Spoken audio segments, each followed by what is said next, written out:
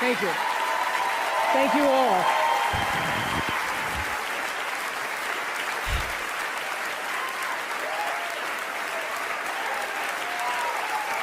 Thank you. Okay. Thank you, Reese. In 1964, I was a little girl sitting on the linoleum floor of my mother's house in Milwaukee, watching Anne Bancroft present the Oscar for Best Actor at the 36th Academy Awards. She opened the envelope and said 5 words that literally made history. The winner is Sidney Poitier. Up to the stage came the most elegant man I had ever seen. I remember his tie was white, and of course his skin was black, and I'd never seen a black man being celebrated like that. And I have tried many times to explain what a moment like that means to a little girl, a kid watching from the cheap seats as my mom came through the door, bone-tired from cleaning other people's houses. But all I can do is quote and say that the explanation in Sidney's performance in Lilies of the Field, amen, amen, amen, amen. In 1982, Sidney received the Cecil B. DeMille Award right here at the Golden Globes, and it is not lost on me that at this moment, there are some little girls watching as I become the first black woman to be given the same award.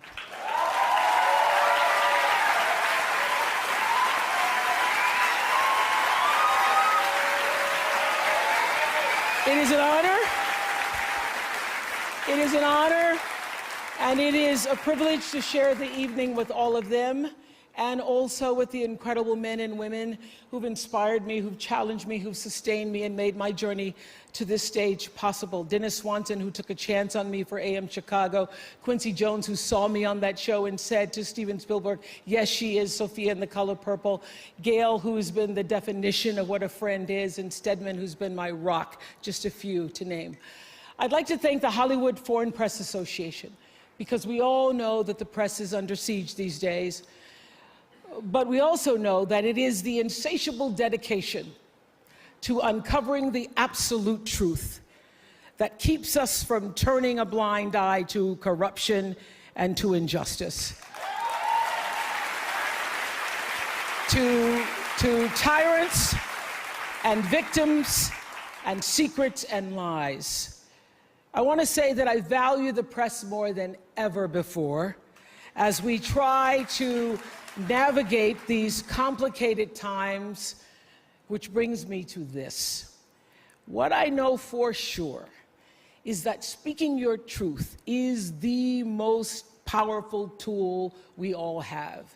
And I'm especially proud and inspired by all the women who have felt strong enough and empowered enough to speak up and share their personal stories.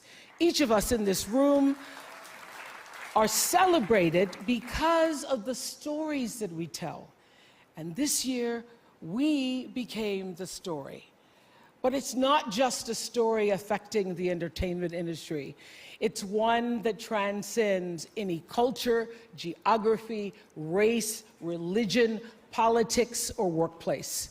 So I want tonight to express gratitude to all the women who have endured years of abuse and assault, because they, like my mother, had children to feed and bills to pay and dreams to pursue.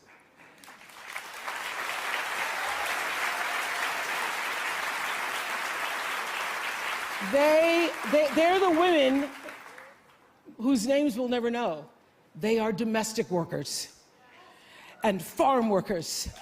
They are working in factories, and they work in restaurants, and they're in academia and engineering and medicine and science. They're part of the world of tech and politics and business. There are athletes in the Olympics, and there are soldiers in the military. And there's someone else, Reese Taylor.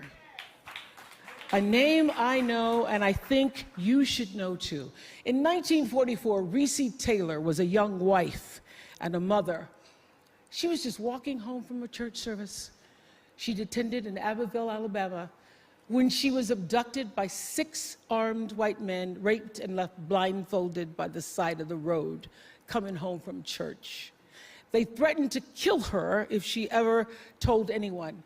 But her story was reported to the NAACP, where a young worker by the name of Rosa Parks became the lead investigator on her case. And together, they sought justice. But justice wasn't an option in the era of Jim Crow.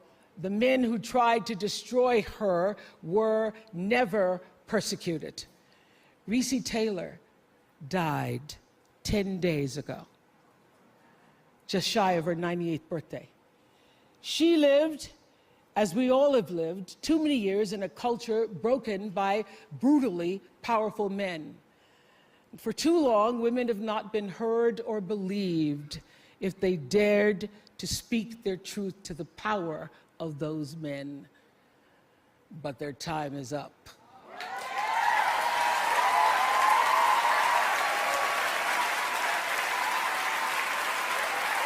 Their time is up.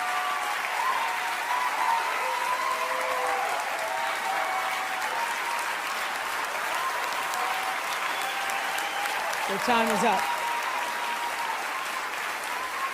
And I just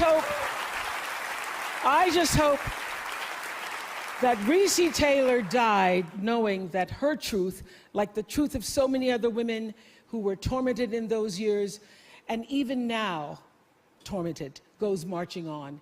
It was somewhere in Rosa Parks' heart almost 11 years later when she made the decision to stay seated on that bus in Montgomery. And it's here with every woman who chooses to say, "Me too." And every man who chooses to listen. In my career, what I've always tried my best to do, whether on television or through film, is to say something about how men and women really behave, to say how we experience shame, how we love and how we rage, how we fail, how we retreat, persevere, and how we overcome. And I've interviewed and portrayed people who've withstood some of the ugliest things life can throw at you, but the one quality all of them seem to share is an ability to maintain hope for a brighter morning, even during our darkest nights. So I want all the girls watching here and now to know that a new day is on the horizon. And when that new day finally dawns, it will be because of a lot of magnificent women, many of whom are right here in this room tonight, and some pretty phenomenal men fighting hard to make sure that they become the leaders who take us to the time when nobody ever has to say, "Me too," again. Thank you.